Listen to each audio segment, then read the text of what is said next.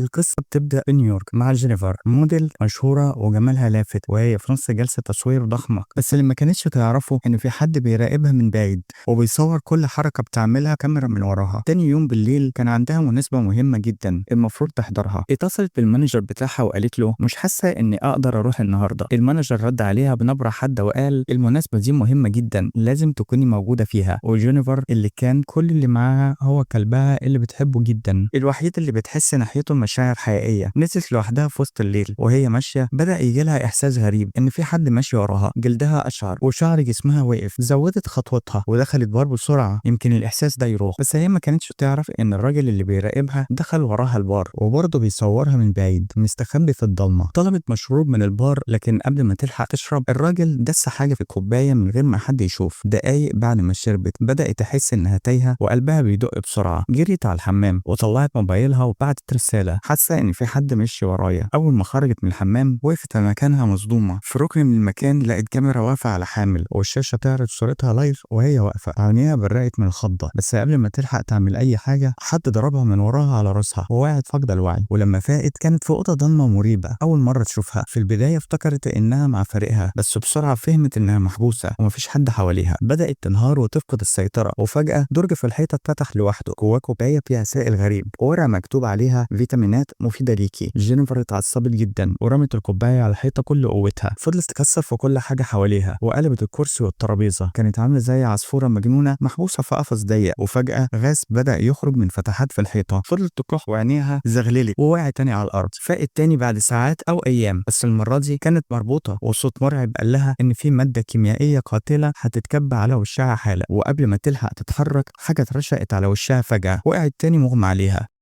ولما صحيت وشها كان متغطي كله بشاش طبي، وهي مرعوبة بدأت تشيل الشاش بإيدين بتترعش. وشها كان عليه علامة حرق كبيرة، لمسته بس ما حسيتش بأي وجع. العلامة كانت مزيفة، جرح صناعي. مسحته بسهولة ودرج تاني اتفتح جواه مفتاح وعليه رقم محفور، وكان فيه غلاف مجلة صورتها عليه وفستان من ماركة فخمة. باين جدا إن الخاطف محضر كل حاجة على مقاسها. الرسالة كانت واضحة جدا، الخاطف عايزها تلبس الفستان ده بس هي رفضت تماما. وفجأة الأوضة سخنت بطريقة مش طبيعية، أنوار قوية جدا ولعت في وشها وصوت دوشة عالية جدا من كل ناحية كأنهم بيحاولوا يكسروها نفسيا. من كتر العذاب مسكت الفستان مش علشان تلبسه، لا ده قطعته وزحفت تحت السرير وبدون تفكير حاولت تأذي نفسها بيه. بس فجأة كل الأصوات وقفت وحصل سكون تام، وفهمت إن الخاطف مش عايزها تموت، مش دلوقتي على الأقل. فقررت تستخدم المبرد علشان تفك الهواية اللي فوق. كانت صعبة بس قدرت تدخل جوه فتحة التهوية وزحفت جوه الممر الضيق ده وهي مش واخدة بالها إن الكاميرات بتراقب كل حركة بتعملها. وبعد لحظات حد حقنها بحاجة تانية ووقعت مغمى عليها وصحيت وهي مربوطة في كرسي. المرة دي الخاطف غصبها تشرب حاجة طعمها بشع وكان بيتفرج عليها وهي قرفانة وكأنه بيتسلى بمعاناتها. الراجل ده مختل ما فيهوش ذرة عقل. رجعها تاني لنفس الأوضة المقفولة اللي بقت كأنها زنزانة. بعد شوية لمحت نور ضعيف بيجي من ناحية تانية، كان جاي من أوضة جنبها. في حد تاني هناك بس في حيطة من إزاز مرسوم عليه فمش شايفين بعض. بدأوا يستخدموا أي حاجة يكتبوا بيها على الإزاز وقعدوا يكلموا بعض بالكتابة وعرفوا نفسهم. الولد اللي في الأوضة تانية اسمه جيري، وكان في فتحة هوا صغيرة بيتكلموا منها بصوت واطي. لحظة إنسانية نادرة وسط الرعب، اتكونت بينهم علاقة ضعيفة بس صادقة. فجأة النور قطع وجينيفر اتخضت جدا. الخاطف عارف إن الضلمة بترعبها. جيري ولع عود كبريت علشان يهديها، وقعدوا هما الاتنين يحاولوا يشيلوا الرسم اللي على الإزاز علشان يشوفوا وشوش بعض أخيرا. بس اللحظة دي جننت الخاطف. دخل أوضة جيري بعنف وحقنه بمخدر، وجينر واقفة ورا الإزاز بتتفرج وهي عاجزة ومكسورة من الخوف. درج تاني اتفتح وفيه علبة كبريت جديدة وكوباية مليانة رمز وجواها كارت مكتوب عليه الراجل المشنوق. مدت ايديها علشان تاخد علبة الكبريت لكن الخاطف ظهر فجأة وضربها تاني، وجينيفر وقعت فقد الوعي للمرة تانية. لكن المرة دي الرعب لسه ما بدأش فعلا.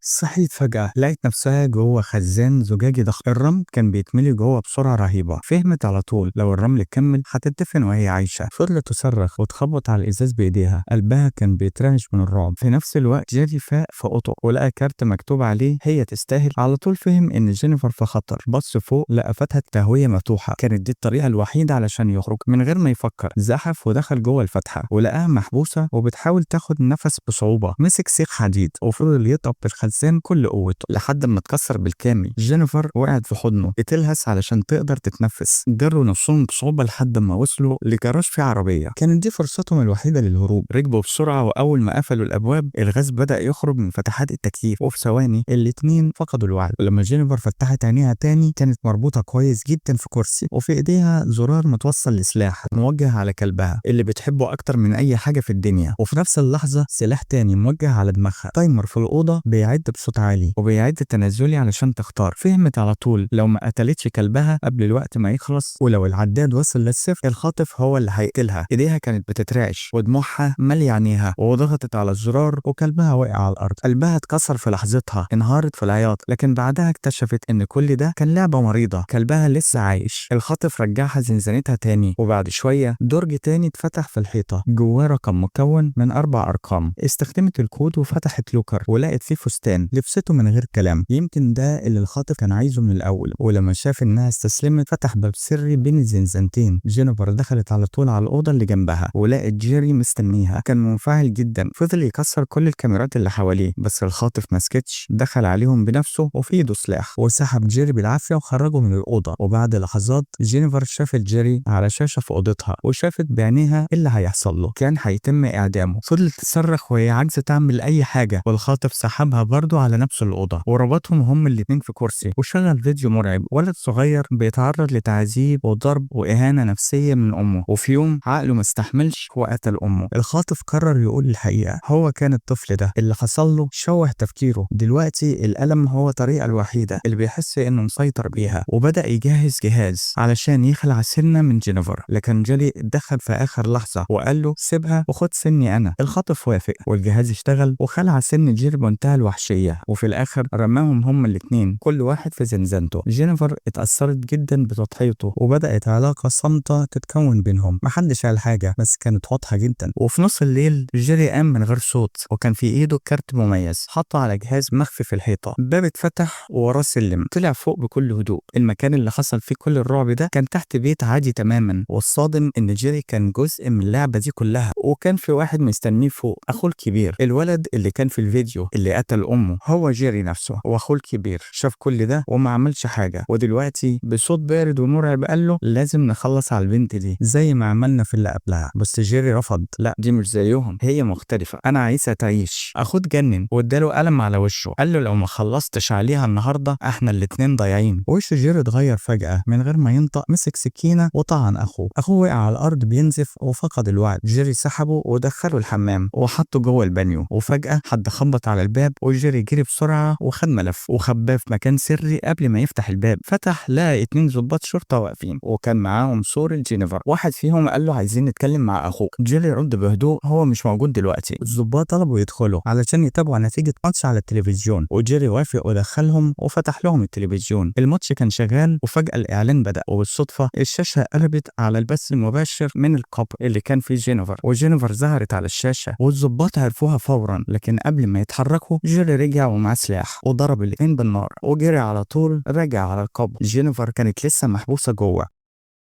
بصوت مهزوز قال لها كل حاجة تحت السيطرة. اللي عملوا كده كانوا 2، كل ده خلص خلاص نقدر نمشي. طلعوا سوا فوق وجينيفر وقفت في مكانها متجمدة، لقيت 2 مرميين على الأرض، بس افتكرت إن دول اللي كانوا بيعذبوها وسبب كل اللي حصل. مدت ايدها على الموبايل علشان تتصل بالشرطة، وجيري وقفها وقال لها استني، كل اللي حصل بينا متسجل فيديو، سيبيني أمسح التسجيلات الأول. ونزل تحت تاني وجينيفر فضلت فوق لوحدها، وفجأة واحد من الضباط اللي كانوا مرميين اتحرك، كان لسه عايش، بس جينيفر اتخطت وافتكرته واحد من الخاطفين وقتلته. بدأت تدور بجنون على طريقة تهرب بيها. خدت بالها من دولاب كان مفتوح شوية جواه ملفات كتير، وكان في ملف مكتوب عليها اسمها. فتحته وقريته، واللي قريته زي ما تكون شحنة خبطتها. جاري واخوه هم اللي كانوا خاطفين الحقيقيين، وعملوا كده قبل كده، قتلوا ناس كتير هنا في نفس البيت ده. وفجأة اخو جاري والدم مغرقه قام وهجم عليها من وراها، بس جينيفر دفعت عن نفسها بشراسة، كانت عنيفة وذكية وما رحمتوش وقتلته قتلته هو كمان. جريت علشان تهرب بس الابواب كانت مقفوله، وجهاز الندى بتاع واحد من الضباط رن فجاه. بصت عليه ولقت بطاقه شرطه حقيقيه. الضباط دول كانوا فعلا شرطه حقيقيه. جيري رجع ومعاه كاميرا وبيصورها في صمت، كان ناوي يلبسها الجرايم كلها، بس جينيفر خلاص مش ناويه تفضل ضحيه اكتر من كده. لفت وبصت له بهدوء وهي بتبتسم، ورشت على وشه سبراي فلفل وجري بسرعه ناحيه السلم. جيري صرخ من الغضب وجري وراها، بس جينيفر طفت النور والبيت بقى ضلمه، واستخدمت الضلمه لصالحها ولقت سلاح جيري وهو ظهر قدامها، ووجهت السلاح عليه بس ما كانتش عارفه تستخدمه ازاي. جيري ضحك عليها وخطف السلاح منها وقال لها انت فعلا جميله، تعالي اعلمك ازاي تعمريها. كان على وشك يضغط الزناد، لكن جينيفر ضربته برفسه قويه في مكان حساس ووقع على الارض. مسكت السلاح وضربته بالنار مره واثنين وثلاثه، وبصت على جثته وهي بتنهج وقالت له شكرا انك علمتني ازاي استخدم السلاح. جيري مات وجينيفر خرجت من البيت عايشه متدمره بس حره، وبره شافت بوستر ضخم بصورتها وعليه كلمه واحده تحدي. وهنا بتخلص القصه العبقريه. لو عجبك الفيديو ما تنساش تشترك في القناه وتفعل زر الجرس وتعمل لنا لايك علشان يجيلك كل جديد. سلام.